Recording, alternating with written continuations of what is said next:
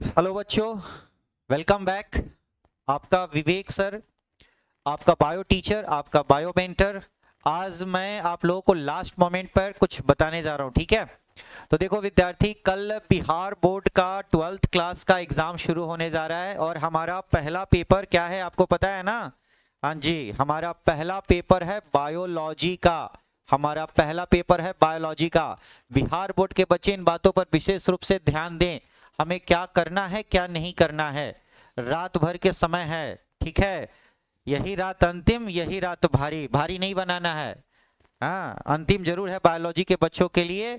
12th class का जो appear होने जा रहे हैं, ठीक है ना? तो वो ज़्यादा परेशान नहीं होंगे, उनकी परेशानी को दूर करने के लिए ही अभी हम आपके पास आए हुए हैं।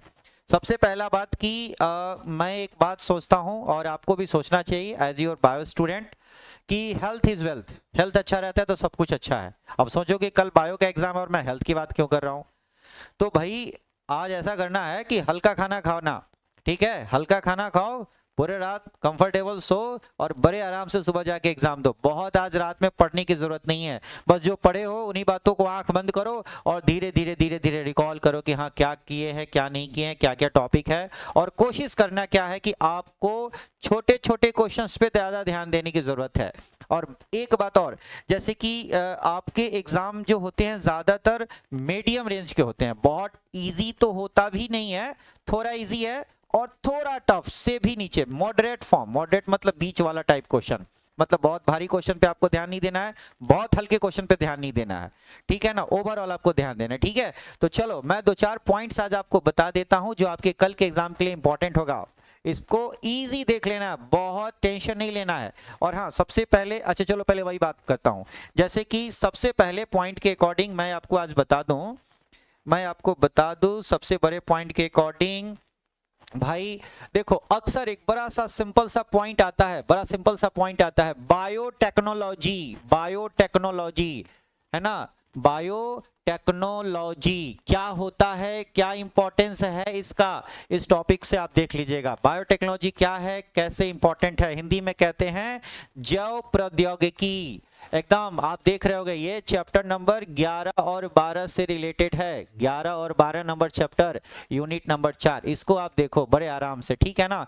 बहुत अच्छा चैप्टर होता है। और सीधे सीधे क्वेश्चन याद कर लो, बायोटेक्नोलॉजी क्या है, इसका महत्व क्या होता है, खेतीबाड़ी में क्या महत्व है, मेडिसिन के फील्ड में क्या महत्व है, प्लांट्स वगैरह बनाने में क्या महत्व है, इसको देख लो। अच्छा क्वेश्चन है, बहुत आराम से हो जाएगा, ठीक है? कोई बहुत बड़ा चीज नहीं है।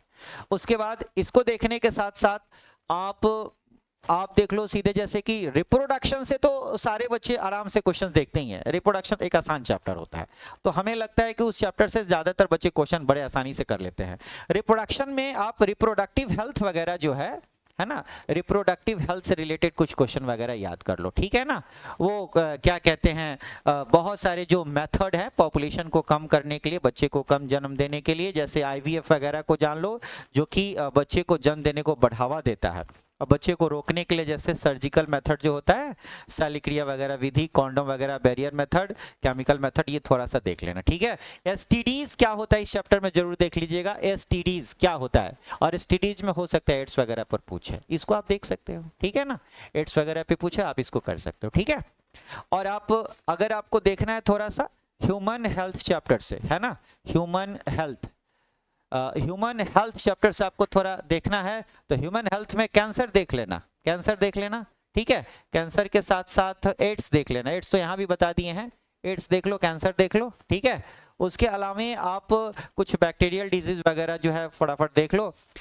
मलेरिया वगैरह पर थोड़ा सा देख लेना, मलेरिया पर क्वेश्चन आ जाता है, ठीक है? मलेरिया पर, ठीक है? और उसके अलावा जैसे कि अगर आप आ जाते हो चैप्टर नंबर, जैसे कि 7, chapter number 7, chapter number 7 evolution है विद्यार्थी, इवोल्यूशन। इवोल्यूशन पे थोड़ा ज्यादा ध्यान दे दो, इवोल्यूशन बहुत इंपॉर्टेंट पॉइंट है ना? इवोल्यूशन पे थोड़ा ध्यान देना जरूरी है, इवोल्यूशन पे थोड़ा ध्यान देना जरूरी होता है। इवोल्यूशन से अच्छा खासा क्वेश्चन आता है और बहुत आसान क्वेश्चन आता है, खूब आराम से इसको आप कर सकते हो। जैसे इवोल्यूशन से रिलेटेड आपका क्या क्वेश्चन हो सकता है, जैसे कि आप कर सकते हो adaptive radiation, adaptive radiation, radiation, adaptive radiation देख सकते हो, convergent, convergent, convergent divergent evolution क्या होता है इसको आप देख लेना, ठीक है।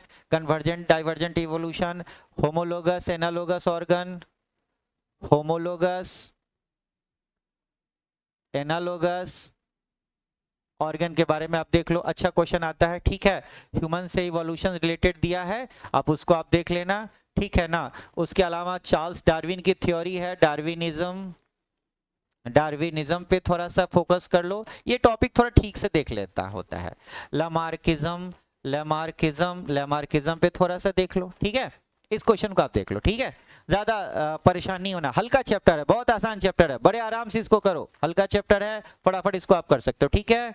चलो थोड़ा और आगे बढ़ते हैं, कम समय में फटाफट करना है, ठीक है। चलो नाउ अगले टॉपिक पर थोड़ा सा बता दें हम आपको। अगले टॉपिक में थोड़ा सा अक्सर चैप्टर नंबर 5 जो आता है जेनेटिक्स में मेंडल वाला टॉपिक है ना, मेंडल वाला टॉपिक से आप कर लो। क्रोमोजोमल इनहेरिटेंस कर सकते हो।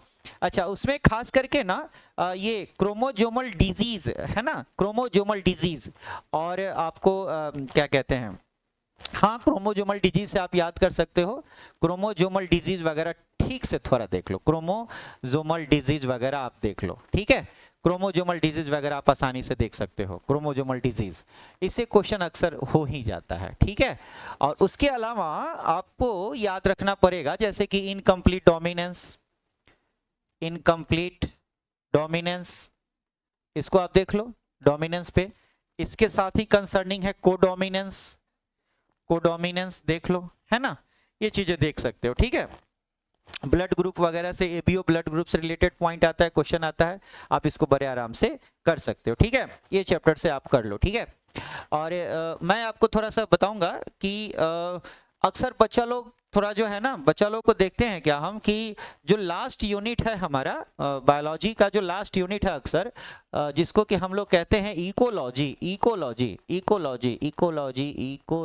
पारिस्थितिकी, है ना।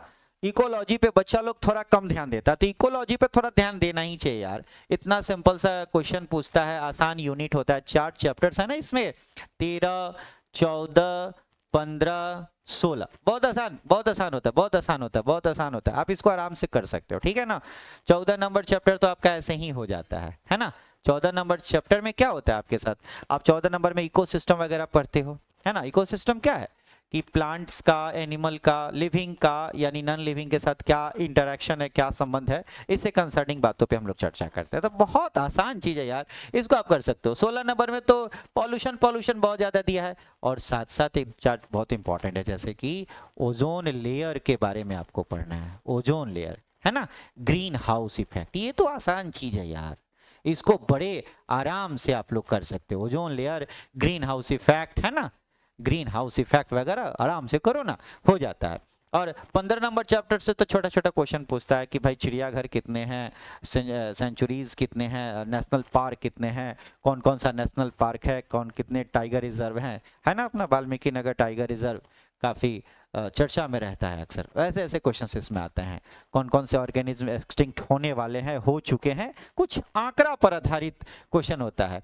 ये थोड़ा लंबा चैप्टर होता है, नहीं हो रहा है तो मत करो ना, छोड़ो ना, क्या जरूरत है, ठीक है। इतना आप करो, इससे ज्यादा की बहुत आवश्यकता वगैरह होती है नहीं, ठीक है ना।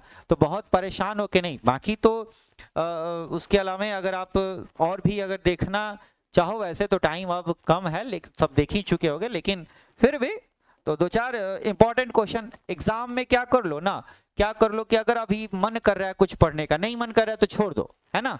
और ऑब्जेक्टिव जो है एमसीक्यू है वो कितना करोगे, उसका कोई लिमिट नहीं होता, जो आप पढ़े वो हो जाता है, ठीक है। देखो आपको 70 क्वेश्चंस पूछे जाते हैं, 70 क्वेश्चन एमसीक्यू के होते हैं, एमसीक्यू 70 होता है, और आपको करने कितने होते हैं, 35, है ना। तो आप बिल्कुल पेशेंसली, बिल्कुल धैर्य पूर्वक अगर 70 में से बड़े प्यार से ढूंढ कर करोगे, जो बच्चा बिल्कुल नहीं पढ़ा होगा, सिर्फ क्लास में अपीयर होगा ना, वो भी कम से कम 70 में 20 क्वेश्चन तो यूं ही कर जाएगा बिना किसी दिमाग लगाए, क्योंकि बहुत आसान आसान क्वेश्चन पूछता है, ठीक है ना। और तब बच गया 15 क्वेश्चन, 15 क्वेश्चन में 10 क्वेश्चन जो है थोड़ा सा ध्यान दीजिएगा, हो जाएगा, थोड़ा सा ध्यान दीजिएगा, बाकी 5 क्वेश्चन के लिए मेहनत करना पड़ सकता है। अगर आप अच्छे से मेहनत किए हैं, पढ़ाई किए हैं, तो भी कोई बड़ा इशू आपके लिए नहीं है। तो आप एमसीक्यू का तो चिंता ही छोड़ दो, वो आपसे हो जाएगा, मुझे पता है आप कर लोगे, ठीक है ना, बहुत मुश्किल बात नहीं है। अच्छा हाँ, दो चार चीजें यहाँ पर और बता देनी चाहिए मुझे एमसीक्यू के साथ, जैसे कि हमारे साथ शॉर्ट क्वेश्चन, लॉन्ग क्वेश्चंस आते हैं। तो शॉर्ट क्वेश्चन में भी तो आपको पता है ना जी, शॉर्ट क्वेश्चन में क्या होता है, शॉर्ट क्वेश्चन अगर हम बात करते हैं तो आपको 10 ही क्वेश्चन लिखना है जी, ऑप्शन तो डबल का होता है। एक चीज और ध्यान रखना होना, जैसे कि मान लेते हैं कि 1 से लेकर 20 तक में आपको सबसे पहले लगता है कि 8 नंबर क्वेश्चन आप जानते हो, फिर आप देख रहे हो कि 11 नंबर जानते हो, फिर देखते हो कि 19 नंबर जानते हो, फिर देख रहे हो कि अरे 3 नंबर भी हम कर सकते हैं, फिर लगता है कि 6 नंबर भी कर सकते हैं, फिर लगता है कि हम 12 नंबर कर सकते हैं, फिर लगता है कि अरे हम फिर 1 नंबर कर सकते हैं। तो अगर आप ऐसे देखते हो तो पहले ही देख लो कौन कौन सा क्वेश्चन आपको करना है, गिन लो कि कौन से 10 क्वेश्चन आपको करने हैं। और एक बात का हमेशा ध्यान रखिएगा कि शुरू करिएगा सबसे शुरुआत से, जैसे कि ये 8 नंबर है, 11 नंबर है, 19 नंबर, 3 नंबर, 6 नंबर, 12 नंबर और 1 नंबर। तो आप कोशिश करो पहले 1 नंबर का लिख ले, फिर आप ये उसके बाद क्या 3 नंबर लिख लो, फिर आप 6 नंबर लिख लो, फिर 8 नंबर लिखो, फिर 11 लिखो, फिर 12 लिखो, फिर 19 लिखो, ऐसे करके लिखो। मतलब एक नंबर का सीरीज जरूर बना के रखो, असेंडिंग या डिसेंडिंग ऑर्डर में। कॉपी चेक करने वाले को थोड़ी सुविधा रहती है तो मार्क्स अच्छा मिलता है, दिमाग खराब नहीं होता टीचर्स का कॉपी चेक करते समय, और आपको अच्छे मार्क्स मिल जाते हैं। कई बार बच्चे इधर उधर कर देते हैं, टीचर का दिमाग खराब होता है, जितना मिलना चाहिए उतना भी नहीं मिलता है। तो ऐसी गलती नहीं करनी है, सीरीज में अपना बना के रखना है, ठीक है। दूसरी बात कि लॉन्ग क्वेश्चंस की अगर हम बात करते हैं तो लॉन्ग क्वेश्चन पिछले 2-3-4 सालों से मैं देख रहा हूं आपका कि लॉन्ग क्वेश्चन में ऐसा नहीं कि पूरा पूरा एक बात लिख देना है। इसमें क्या करता है, जैसे कि 1 नंबर क्वेश्चन हो गया ना, तो इसमें ए बी करके दे देता है ना, कहीं कहीं ए बी सी करके दे देता है, ठीक है ना। तो ये इसमें भी देखो तो 2 शॉर्ट क्वेश्चन है, तो 2 शॉर्ट क्वेश्चन को मिला के 3 शॉर्ट क्वेश्चन को मिला के लॉन्ग क्वेश्चन बना रहा है।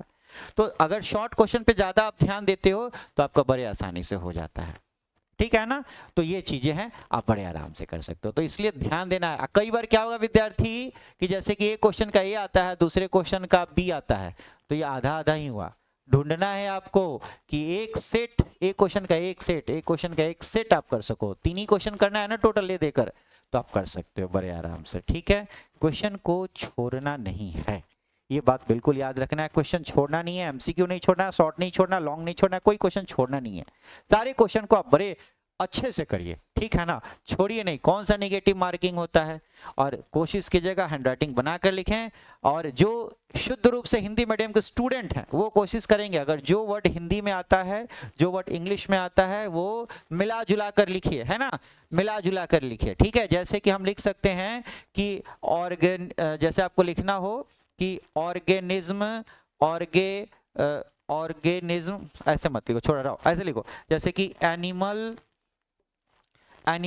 का शरीर, तो एनिमल का शरीर, तो एनिमल हमने अंग्रेजी शब्द लिख दिया, ये हिंदी शब्द लिखा, तो ऐसे हिंदी इंग्लिश मिला के भी आप चाहो तो हिंदी मीडियम के स्टूडेंट लिख सकते हो। ये इंग्लिश मेथड अच्छा है, चलता है, खूब बढ़िया चलता है और कोई दिक्कत नहीं होता। शुद्ध हिंदी की आवश्यकता नहीं है, याद नहीं आ रहा है, जिस वर्ड का अंग्रेजी याद नहीं है उसका हिंदी कर देना है, जिस वर्ड का हिंदी याद नहीं है उसका अंग्रेजी कर देना, चलता है। बड़े आराम से आप इसको लिख सकते हैं, परेशान नहीं होना है, एकदम शांति मन से अच्छे से एग्जाम देना है। बिल्कुल रात भर अच्छी नींद लीजिए, 9-10 बजे तक आराम से सो जाइए, खूब प्यार से एग्जाम दीजिए, ओके। तो आप सबके लिए बेस्ट ऑफ लक मेरी तरफ से। हम आशा रखते हैं कि मिनिमम 90% प्लस मार्क्स आपका आना चाहिए, आप सभी बच्चों का। आज के इस वीडियो से फायदा होना चाहिए आपको, ठीक है, और 100% तो आपको लाना ही है, जितना मैक्सिमम लाओ। वेरी गुड, मिलते हैं आपके बायो के एग्जाम के बाद, ओके, थैंक यू।